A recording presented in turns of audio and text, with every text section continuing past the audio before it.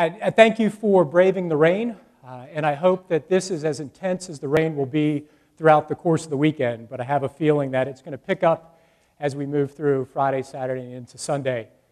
But thank you all for being a part of what today I hope is a conversation. I want to take a few moments to thank the members of our ETSU National Alumni Association, members of Business and Industry, Chamber of Commerce, local elected officials, faculty, staff, but most importantly, I want to thank my wife Donna for being here today, for allowing me to be gone as much as I am, and for all the things that you do as a single mom to raise our son. But to everyone, thank you for being here today, and as a disclaimer, I am going to run through a great number of slides. But as you faculty members say to your students, please do not worry about taking notes on every single slide. Focus on the big picture items. These are the big picture items that I'm going to discuss. All of the slides will be available on the web. This is being live streamed. It's archived. The data is something that you, as members of the faculty and staff, can use as a resource throughout the fall and into the spring as you discuss the past, the present, and the future of this institution with your peers. But today I'm going to talk about enrollment trends. I'm going to discuss budgets. I'm going to share with you data from surveys of students and faculty, as well as perceptions of external constituency groups about our institution. And then I'm going to close with an overview of our strategic planning process, how we will move this university forward between now and the close of that planning cycle in 2025. But I want to start with enrollment. The data behind me shows public undergraduate enrollment trends for all the institutions in the state of Tennessee. This data is enrollment trends for the TBR universities over the course of the past 5 years. As you can see, ETSU in the yellow bar is in a very different position than other institutions in the state. Middle Tennessee State University, the institution at the top of this chart, has experienced a 4,000 student enrollment decline over the course of the past 5 years. The University of Memphis, a 2,000 student enrollment decline. Here's the detailed data for this fall. For those of you who are faculty members in our College of Education and are interested in higher education policy, this data will be the source of dissertations for decades to come, because this data reflects data turnout with respect to enrollment in the first year after promise. And you can see the impacts are varied across the community colleges and universities of the Board of Regents system. At East Tennessee State University, our overall enrollment's down less than 90, but at some institutions it's down over 500, and at some community colleges, they're experiencing an enrollment decline of 1,000 students. Ladies and gentlemen, we have worked hard at this institution. We've been deliberate, we've been tactical, but we've been aggressive with respect to the manner in which we have positioned the university to offset the impacts of promise. But we've also been intentional in the manner in which we have positioned the institution to tell the story of the great things that happen in your classrooms every day of the week. Blue Weekend. I cannot thank Dr. Lynn Williams and her colleagues enough for the pilot that they implemented last year. That pilot begins again today as we launch Blue Weekend 2.0 on campus. But it's those faculty-led initiatives, things that emerged organically that move the needle. It's the work of Brian Henley and his staff, who visited more than 640 high schools in a year, that helped to move the needle. I visited 60 high schools myself in an effort to tell the story of East Tennessee State University. But we also developed partnerships with corporations to help us tell our story.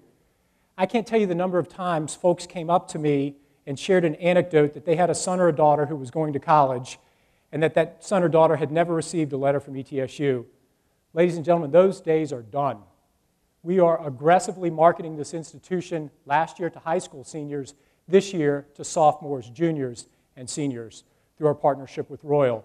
You can see the increased spike in applications as a result of that implementation. And you can see a data point up here that for me is fascinating. 1,260 students applied to ETSU via a mobile device. That was made possible because of the partnership with Royal, something that will move forward again this year. But through Royal, we intentionally marketed the university to out-of-state areas. We launched the George L. Carter Scholarship, and we pushed this institution into Western North Carolina and the upstate of South Carolina. This chart shows the impact of that push. The upstate of South Carolina, North Carolina, darker shade of blue and green than the year prior. So we significantly increased the applications, the volume of interest in our great university from those two areas. So what happened with respect to enrollment? Here's overall enrollment by area.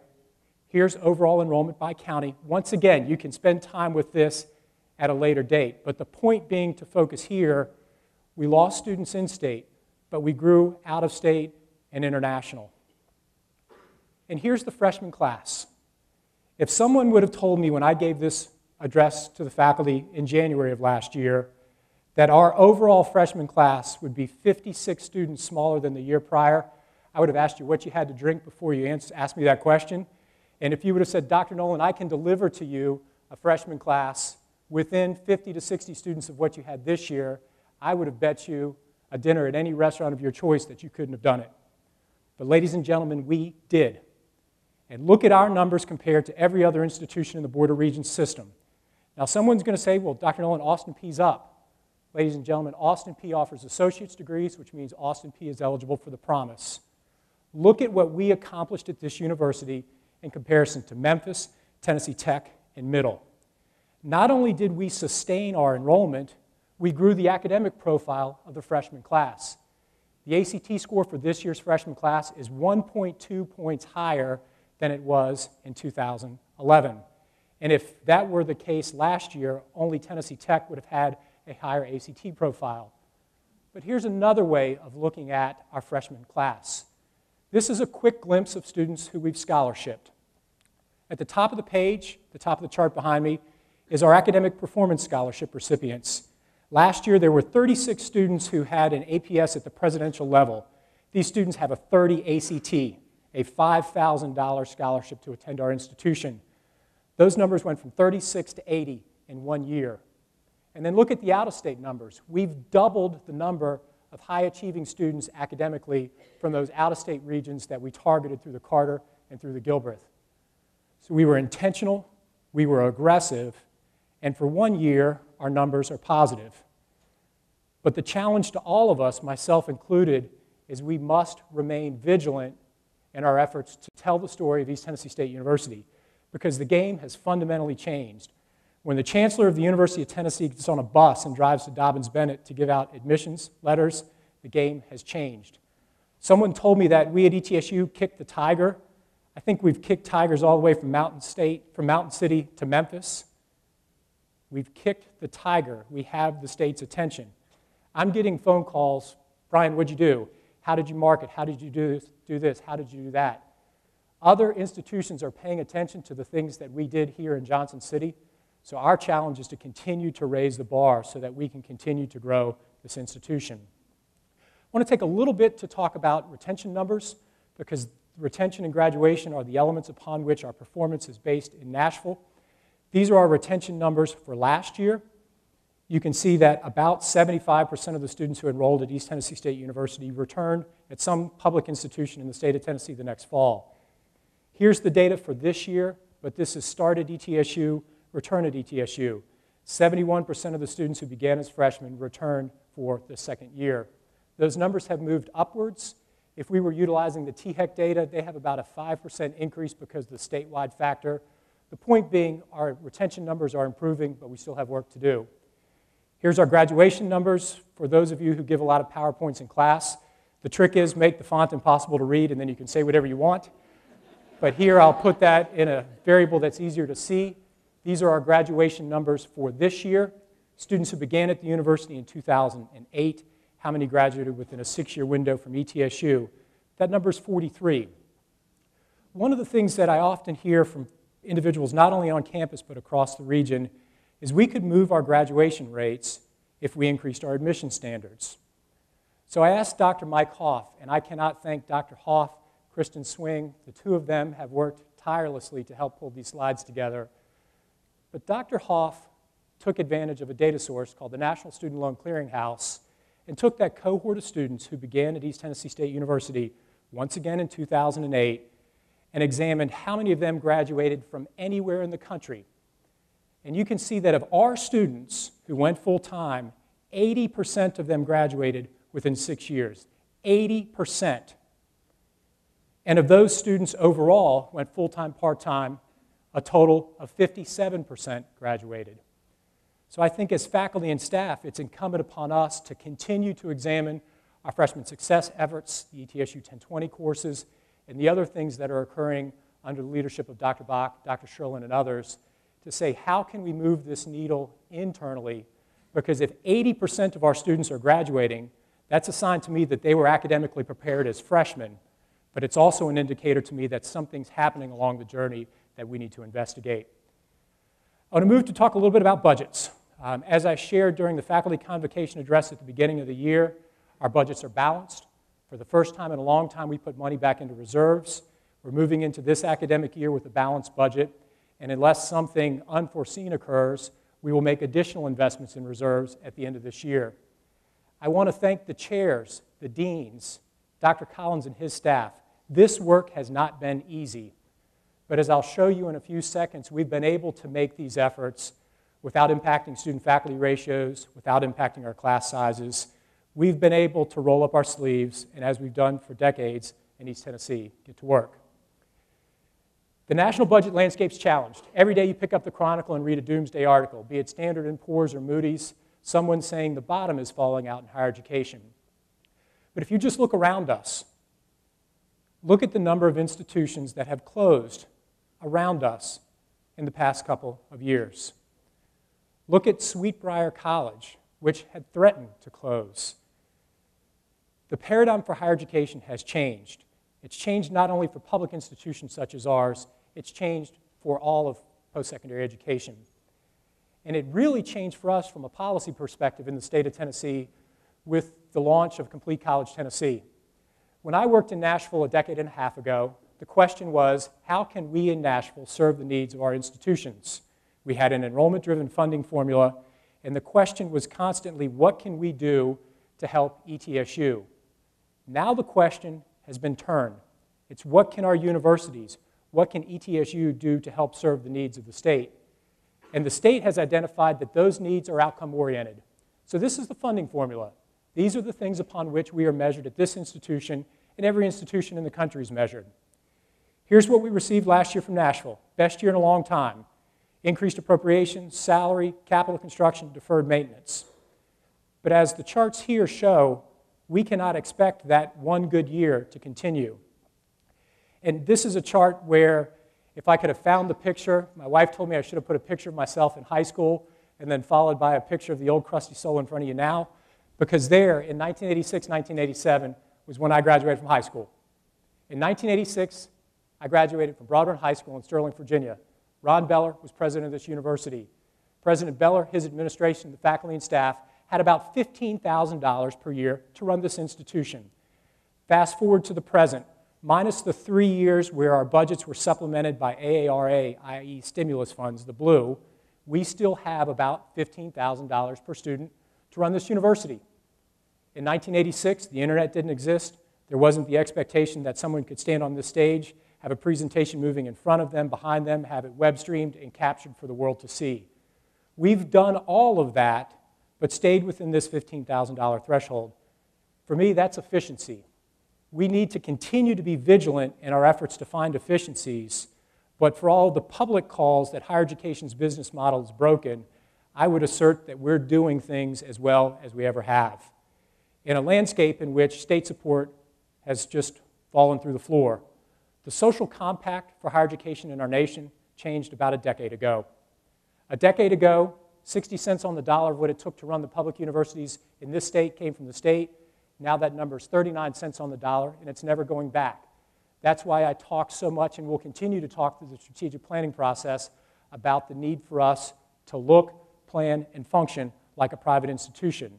Not because we're not supportive of our public mission, and we'll talk about the public mission in a little bit, but just because that's the realities in which we live. Another way of examining that data. So here's tuition and fees. They've increased every year. This year, however, is the first year in which we have, as a state, passed the SREB average with respect to total tuition and fees for in-state students against the SREB average, which is the states of the South. Here's that number last year for in-state institutions. I would contend that we're still an affordable institution at ETSU. When you take the lottery scholarships, our institutional aid, Pell, etc., our packages are well below the price at other institutions. And if you took all aid off the table and just looked at sticker price, it's $3,000 more efficient for a student to attend our institution than it is an institution down the road whose colors are orange. But we need to be mindful of this chart. There's a point on here that I'm proud of, and that is we have the smallest percentage of our seniors who graduate with debt. But of those 51% who do graduate with debt, they have, on average, $27,000 in debt. This impacts career choices. It's one of the factors that I think is why we have few students pursuing the career of a math faculty at the K-12 level. But this is the reality of public higher education in an environment in which the social compact has changed. So where do we derive our resources at ETSU? This is our revenue budget for the year. You can see 26 cents on the dollar when all dollars are in come from the state. All other resources are grants, contracts, tuition and fees, etc. Here's where those dollars are invested. The majority of it is personnel, faculty, staff, the support of this institution, the 2,600 people who comprise the ETSU family. That's the bulk of the expenditures at our institution. We know that those members of the ETSU faculty trail in compensation to peers. We're trying to move that needle. 3 out of the past 4 years, we provided salary enhancements. And one of my goals for the strategic plan is to make annual investments in our equity plan to move this number. We didn't get into this position overnight. We're not going to get out of it overnight. But we must move these numbers if we're going to be able to retain and recruit faculty to this institution. One of the questions that was posed to me in a conversation the other day, someone said, well, Brian, did we just simply increase our class sizes to cover the 6% that we reduced from our budget?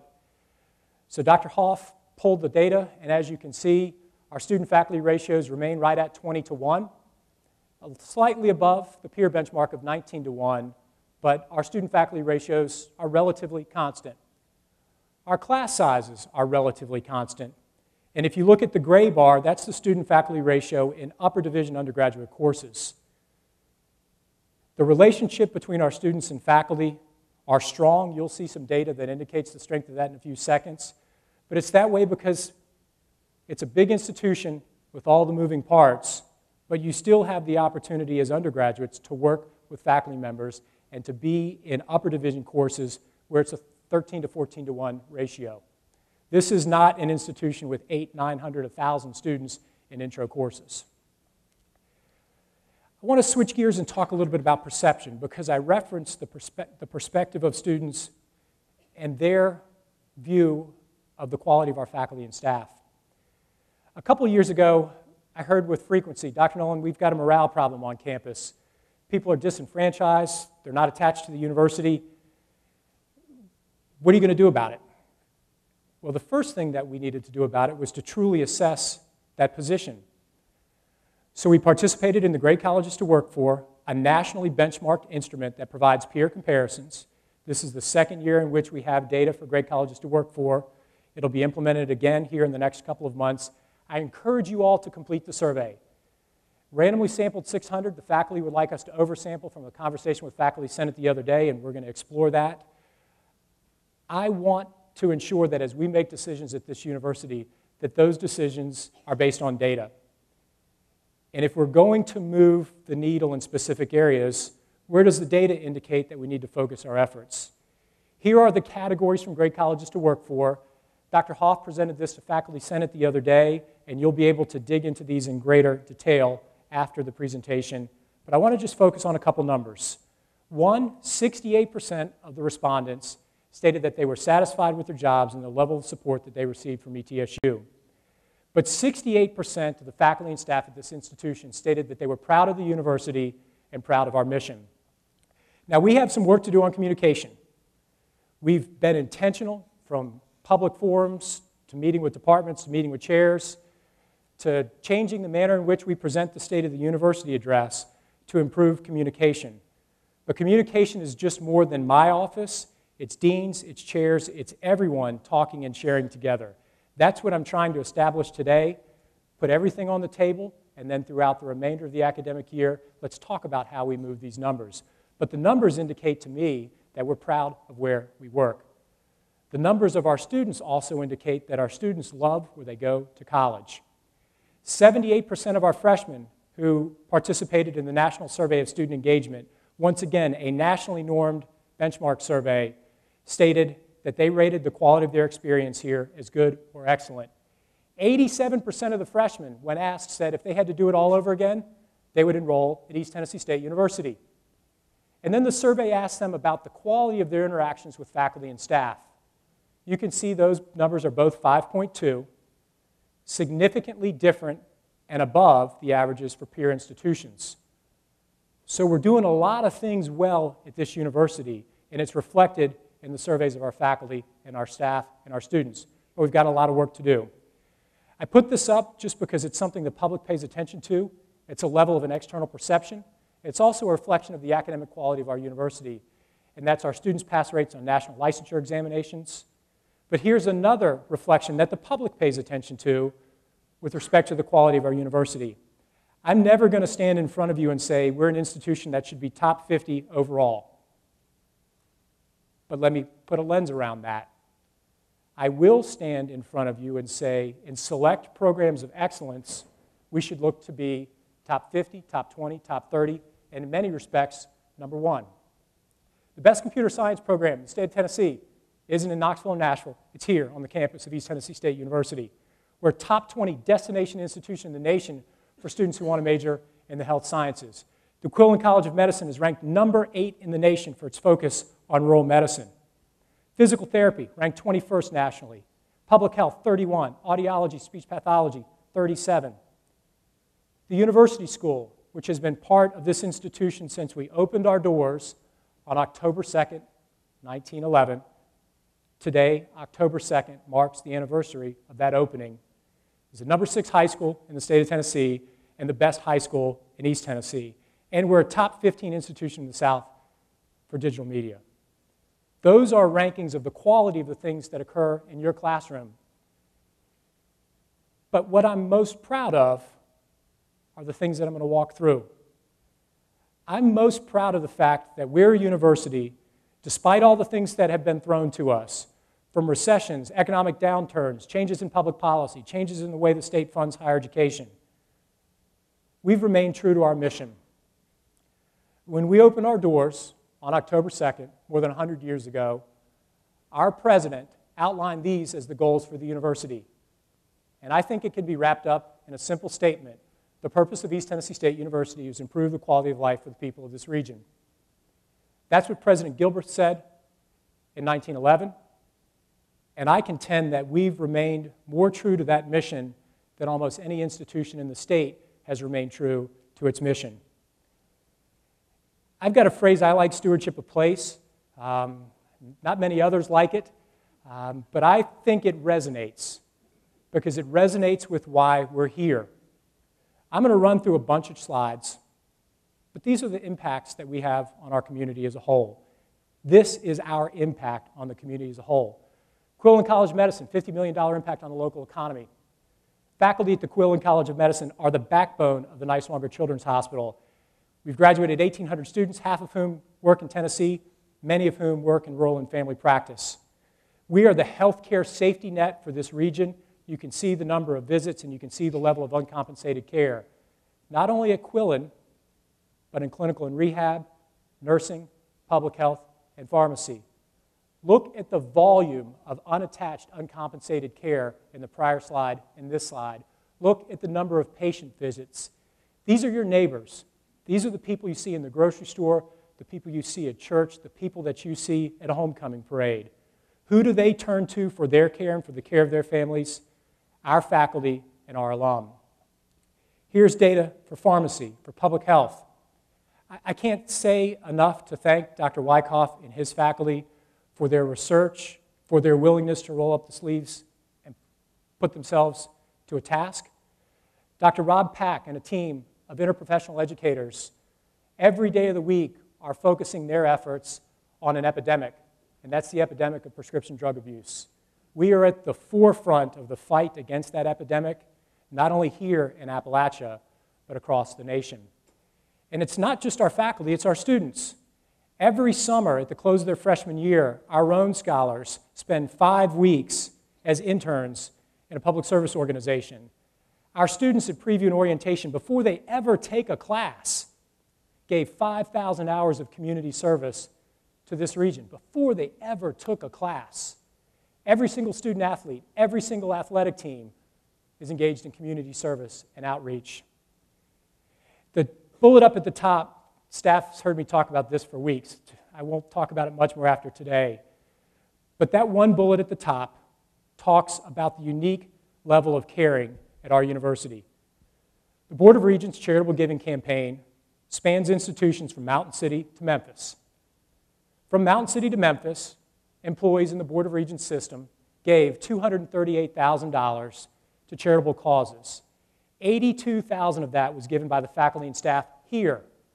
1/3 of the total charitable contributions in the whole state came from our faculty. And then overlay that with the gifts from our students to charitable causes in the region. So we may have elements of dysfunction within our family. We're not going to agree on everything. We may not agree on direction. We may not agree that we communicate well at certain times. But I can tell you one thing that we do agree on. We're here because we care. We care about our students, we care about our colleagues, and you see it in these numbers. And these numbers are being noticed by our community. This past year was a 10-year high in terms of external gifts and pledges to the university. We raised more than $13 million in external support for ETSU in gifts and pledges, a 10-year high. The general public is beginning to see the things that are happening here. But it's not anything that's new. It's what we've been doing every day since we opened our doors in 1911, and that's focusing on the people of Appalachia. So let me close with an overview of our strategic planning process. We've changed governance. In an effort to improve communication across the university, we've changed governance structure, creating the Interim University Council. This body will guide the institution through its strategic planning process, through the development of new budget models, and through a new accountability framework that will shape our progress toward the goals outlined in the strategic plan. Here's the timeline around strategic planning. It launched this fall as Dr. Hoff and his staff are pulling benchmark data together, a lot of which informed my presentation. He will announce the strategic planning committee in the next couple of weeks, and this process will unfold. The goal being, upon completion of the strategic plan, that we've aligned planning and budgeting at the institution. We will value what we assess, and we will assess what we value. Here are, from my perspective, the strategic initiatives for East Tennessee State University for this fall. This is my sense of the things that we as a campus should focus upon during the academic year. Now, this does not include all of the things that we do related to teaching, related to research. Those are things for me that are givens. These are items above and beyond where we need to focus expectation. So in no means at all am I trying to exclude one group of campus from another. I'm just saying these are areas that deserve extra attention given the variables that are occurring in the landscape around the university. First is commitment to our strategic growth agenda. We must continue to market the institution, both to in-state students as well as out-of-state students. We must continue to implement programs like Blue Weekend and to see those programs dispersed across other departments in the university. We must continue to focus on our student success collaboratives and things such as the expansion of ETSU 1020. We're going to focus on strategic planning, with the goal being by the time the faculty return for the fall 16 semester, the strategic plan will be complete, and we're in development of a new budget process. We're going to spend a lot of time as a campus and a community on elements related to the merger of Mountain States and Wellmont and the investment of resources to support research at this institution. All of us need to help Pam Ritter and her staff as we restructure institutional advancement. We are very fortunate to have Pam as a member of the ETSU family. and I look forward to working with her and members of the ETSU Foundation. Chairman Kennedy, thank you for being here today so that we can continue to move that needle from 13 to 14 to 15 moving forward, because the only way we're going to achieve our goals is to diversify our revenue pools. And then lastly, communication. We will continue to experiment, to implement, and to try to find ways to improve the flow of information, not only across this campus, but across the community as a whole. And you see some of the things that we put in place last year. The other thing that we're going to spend a lot of time on this year, at least in my office, is preparation for construction, planning for construction, and construction. Over the course of the next 5 years, we will invest more in new capital construction and major renovation from a dollar perspective than we have at any point in our institution's history. We will build new academic buildings, fine and performing arts, Lamb Hall renovation in addition. We're close to the process of bringing fine and performing arts to a close. We've acquired Lot 1. We're working with the city to transfer the PBA property, and we're working with the city around the depth of a partnership that I think has a chance to do something truly special for the region. Faculty have been brought into the planning process. There have been elements of this building that have not worked as well as I would have hoped, but over the course of the past 3 weeks, we've hit a reset button, and I look forward to, in the next couple of weeks, bringing that to a close so that our architects can begin to design. The Culp Center, in 2 years, this building will be in a process of renovation. It's a wonderful building for when it was built, but it no longer meets the needs of an institution with 15,000 students. They're just simply, as Governor Haslam said to me, "Brian, where do you feed everybody?" And I said, "Sir, this is it." He goes, "You got to do something about that." Well, we have. We're going to renovate this building. We're going to make the focused effort on interprofessional education a focused effort that will now have a home in Building 60 on the Quillen campus, renovations to Lamb Hall, football stadium, etc. Here are my proposed objectives for that planning cycle. I've shared these with groups over the course of the past 9 months. I've shared these data with chairs, with deans, and today I share them with the entire university. These are data based on analysis of information, and you can see we've analyzed a great deal of data of where I think we as a campus could be in 2025. 18,000 students enrolled either here in Johnson City online or in a remote location. As you saw today, we're at 14,500 and some change. Out-of-state enrollment at 3,500. That would be an increase of more than 1,000 students. Transfer enrollment, that would be an increase. Graduation rate, 60%. You saw that we're already over 60% because 80% of our students who enroll full-time graduate somewhere else. This number is having them graduate here. Retention rates, student-faculty ratios at 19:1, which is the peer benchmark. $100 million a year in externally sponsored research. Right now our numbers between 30 or 40 depending upon the year. $25 million in annual gifts and contributions to the institution. You see the alumni giving rate of 12. Right now it's a little bit north of 3. 3,500 students living on campus. Yes, we have to build another residence hall. And then annual investments in faculty and staff salaries. Members of the faculty and staff, members of the community, members of the Foundation Board, the Alumni Association Board, thank you for the honor to serve as your president. This is a beautiful institution. Things happen here every day of the week that you don't see happen at other institutions. Last month, we had a gentleman who sat right in that seat who was captured by the German forces at the Battle of the Bulge, served as a POW, was a member of this community, and was a member of the ETSU family.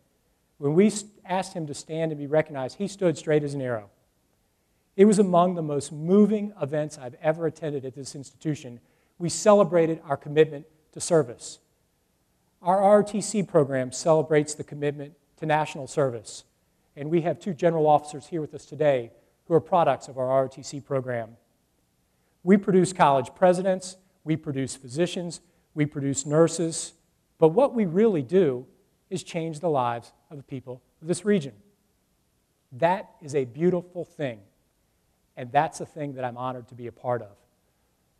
So in conclusion, let me summarize where we are with respect to the state of the university.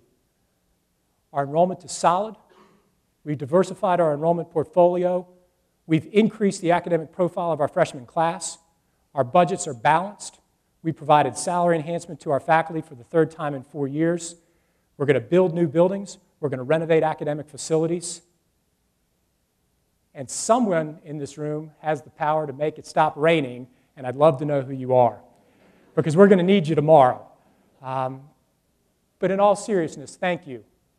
Thank you for the work that you've done to allow me to tell the story of a university that's a little bit different than the story that I told last year.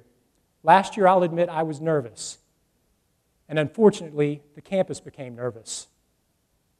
I'm confident in our future today, and I hope the campus will be confident in support of the mission of service to the region. So in tradition established last year, I'd like to open the floor to questions.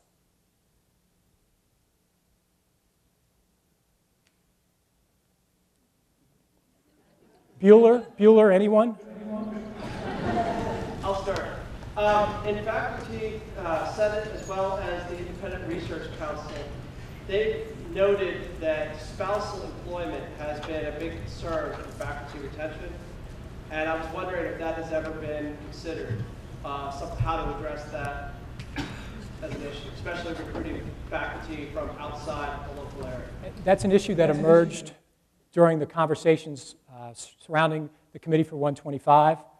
I know it's an element that also emerged in the research work that was led by Dr. Pack, research work that as we go through this academic year and begin developing the strategic plan, we will begin phase implementation of many of those recommendations.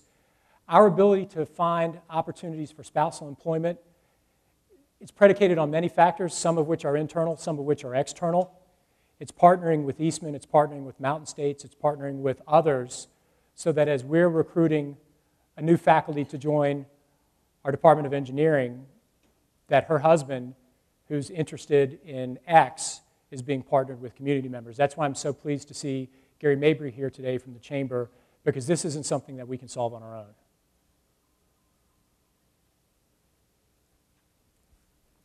Yeah. One of the things that we've noticed in the College of Arts and Sciences is that over the last several years, even though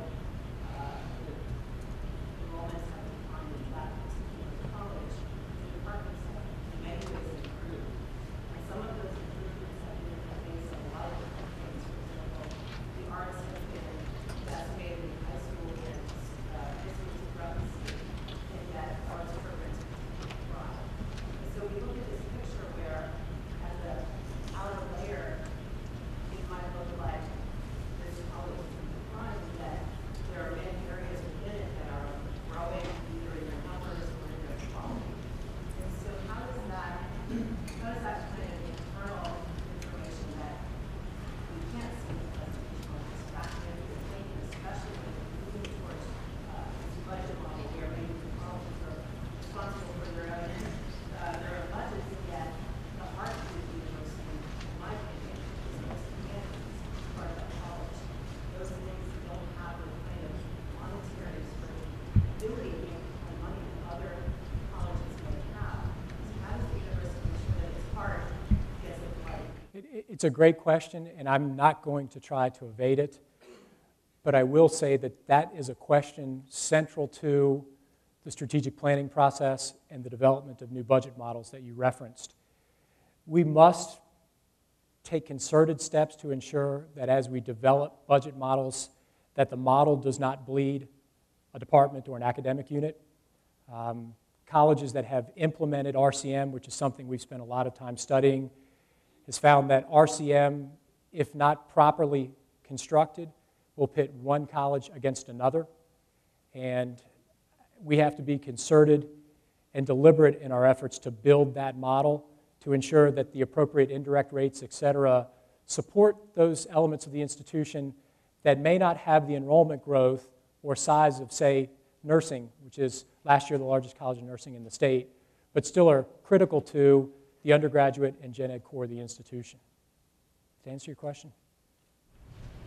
Definitely, these are the questions. It's obviously a layered. In the data here, the data for this fall, you all are seeing this for the first time. Dr. Hoff is still unpacking this information. As he's able to disaggregate this at the college level and at the department level, it will be shared with Dean's Council, Academic Council, the chairs, et cetera. So I apologize that I did not show the disaggregated levels for arts and sciences, art, et cetera, literature and languages. We're just not at a point of having had the data in-house long enough to provide that disaggregation. Understood. Understood. Some of the reasons even for declines in enrollment are juxtaposed against increases in retention, graduation, and departments, different factors at national level, factors at that level, and that's why the university really needs to stay in close contact with faculty and chairs so that that administration and divide between administration and everybody else is matched together. Understood. In a lot of ways, deans and chairs here is right at sort of standstill. So the more that you're in contact with you, the more you don't get the correct perception of the program or college. And as I've said on many occasions, chairs have the hardest job on campus. And I thank you and the chairs who are here for the work that you do. Other questions? I have I'm not exactly sure how to phrase it. I understand the sort of student-faculty ratio that would be made in terms of class size. But one of the things that I think a lot of us are seeing in our departments is that while class size hasn't changed, what is determined as faculty has. So we're seeing a greater reliance on part-time faculty, for example. So I'm wondering, when you're looking at that data, how you're defining faculty, or how that data defines faculty. The data for faculty, student-to-faculty ratios, let me get a specific response to your question.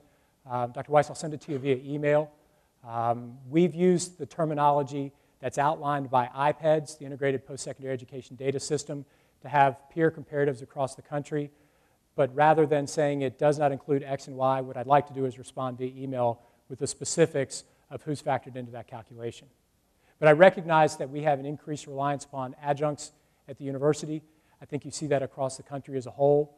For us to grow to 18,000 students, it's going to take an increase in the number of tenure-track faculty at the institution to support that growth. It's not going to occur on the backs of adjuncts. Right, but there needs to be an investment in full-time tenure-track faculty. I agree 100%, and that's why I'm putting in this presentation and on campus such an emphasis on our ability to grow. As we're able to grow, that brings new revenues to the institution that allows us to hire new faculty.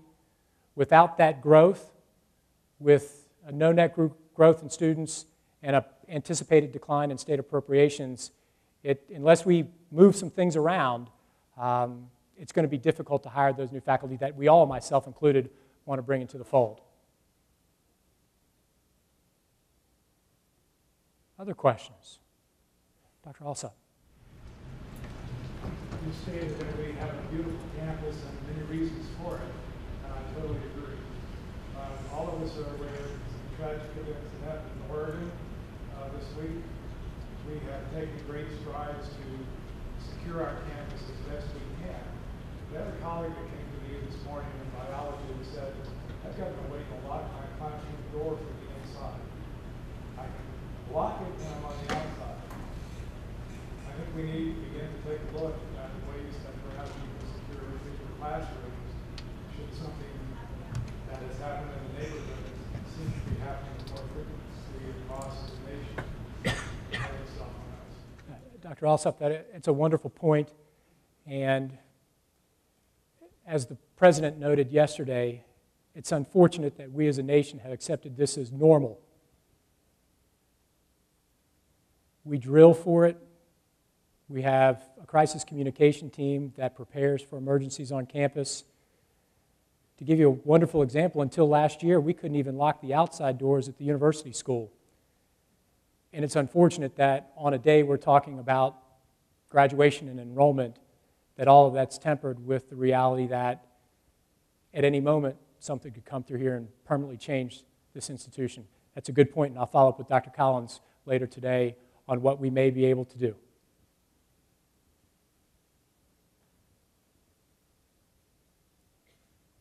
Other questions?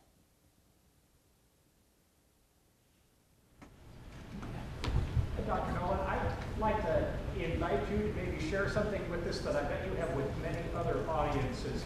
There's been a continuing conversation, which you started among others, about what we might say to prospective students and others about why ETSU. It's such a competitive education marketplace, if I can put it that way. Why a university as compared to a community college? Why our university as compared to others?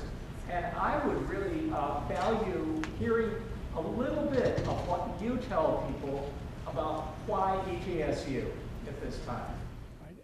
Dr. Kirkwood, thank you. And let me see if I can shift gears for a second. So later this month, this auditorium will be full of high school juniors and seniors and their parents who are exploring college. Later this month at Shellbridge, we will invite top scholars from around the region to the university's residence to meet with deans and chairs so that they can tell the story of this institution. So the story that I tell when I'm in front of this room is why ETSU. First of all, we're small enough to be a family, but we're broad enough in our academic curriculum to offer degrees that position you to explore your interests and your passions. You will have a greater opportunity to engage in undergraduate research at this institution than almost any institution you're probably considering. And that's not lip service to the phrase undergraduate research. That's meaningful research in the lab, in the classroom, with faculty who are teaching graduate students. That's you working together with doctoral students, students at Quillen, students at Gatton, students in the College of Nursing, hands-on in undergraduate research. This is an institution who will have the opportunity to be part of public service, but it's an institution where if you put your intentions into action, you can become anything you want. Many of you had the chance last year to meet our student body president, Doretha Ben, and Doretha usually follows me. It's easier to have her follow me than me follow Doretha because Doretha is just wonderful. But Doretha is a story of a student from Strawberry Plains who was unsure of her academic future, who came to this institution, didn't know many individuals, and by her junior year was student body president. She is instrumental in the activities of this campus. She's involved in decisions to renovate facilities, start academic programs, and readjust parking on campus. As a student, there are not many institutions with colleges of medicine and degrees in bluegrass and everything in between where students can have that impact. It's a safe campus. Our crime reports are hilarious, and I'm jinxing myself here. But some days I open the crime reports and a student cut their finger on a lab in Brown Hall, someone twisted their ankle in the CPA, and someone bumped into another car as they were parking out of a parking space. That's a typical crime report on a Friday morning. This is a safe campus, and I think it's a great community to go to school. So my selling point to students and faculty, but particularly prospective students, is come to campus, and when you're here, get involved. You only get out of college what you put into it. If all you do is go to class and go home, you've missed it. Join clubs, organizations, and if you join clubs and organizations and put your mind to it, you can be student body president. And I say the same thing for faculty. Get involved with the campus. We had a wonderful event upstairs last night, sponsored by Dean Pat Van Zandt, a celebration of faculty authors. More than 80 faculty published books within the past 5 years. We celebrated their scholarship. There are lectures, there are performances. We're going to put Rent on later this fall. Every day of the week, there's something happening on this campus. But as faculty members, you've got to get involved as well. And I know it's difficult. You do all kinds of things, and you're balancing home and family. But I think if you reconnect with your institution, just as your students are trying to connect with your institution, you'll be surprised by the things you see. So Dr. Kirkwood, that's kind of my sales pitch. And then I introduced Doretha, and she blows me away.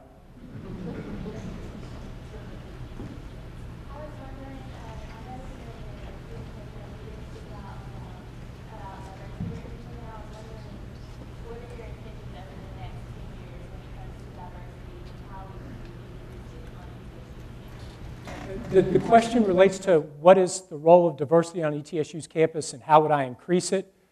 I had a chance to speak with a group of students 2 nights ago who were going through a diversity educators program. And I spoke at length about the challenges that faced higher education in the South post Brown v. Board of Education and post the passage of the Civil Rights Act of 1964. I then talked about the manner in which students enrolled at this institution and how those students enrolled without incident. I talked about our desire to grow this university, and what I didn't show in the numbers because we haven't had a chance to disaggregate it by race and by gender is that we grew in terms of numbers of African American students, students of color, and international students. We will, just as we have a strategic committee focused on budget, on administrative services, on academic programs, on research, within the next month we will launch a task force focused on diversity, and I would like for diversity to be one of the central elements in our strategic plan. But I'll give you a tangible example of the investments that we're making in that area, and it's upstairs. 2 decades ago, when I was on this campus engaged in my doctoral research, one of the things that I heard was that we needed a multicultural center. Well, ladies and gentlemen, we're going to open one upstairs within the next couple of months.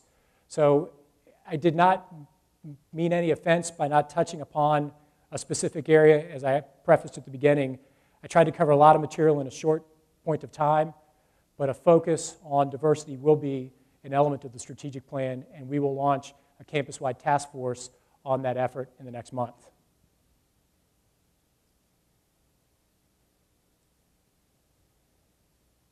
Other questions before we turn everyone for refreshments out in the lobby? Yes, I'm sorry, it's hard to see with the lights.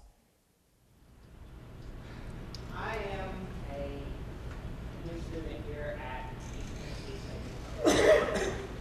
I attended this event because I wanted to see some of the statistics on the college countries. And in very brief, they're hard. But among not only my high school class, but among several distant students of this campus, I've heard vulgar or very detrimental remarks about certain departments on this campus, about their inability to express their department's ideologies or the information that the students need when they graduate with their degrees to get jobs.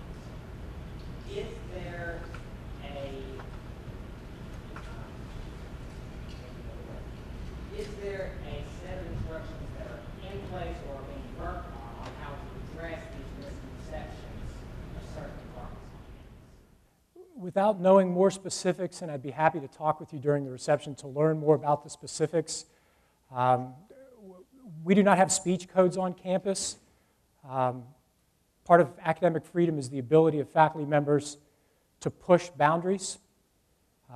That's part of what college is for, is to push, to make people at certain times feel uncomfortable so that they can question their base propositions. That's what college is about, is a recognition and appreciation of difference. But without knowing the specifics, and I'm happy to talk with you one-on-one, I can't altogether answer your question. I apologize.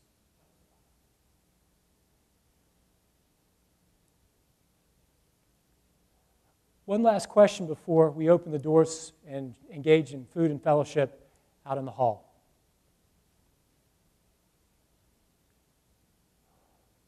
Well, then let me close by saying thank you again. Thank you to the members of the Foundation Board for your service to this institution. Thank you to members of the Alumni Association who meet later today. Thank you to our deans, to our chairs, to our faculty, to our staff, and to our students who attended. I hope today begins a conversation about who we are as an institution. I hope today begins a conversation about where we're headed as an institution.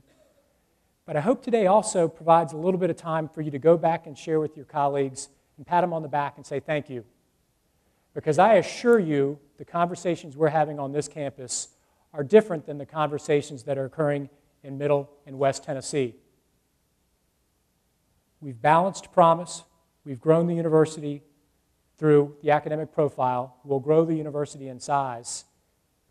We've had a good year. we've had a heck of a year.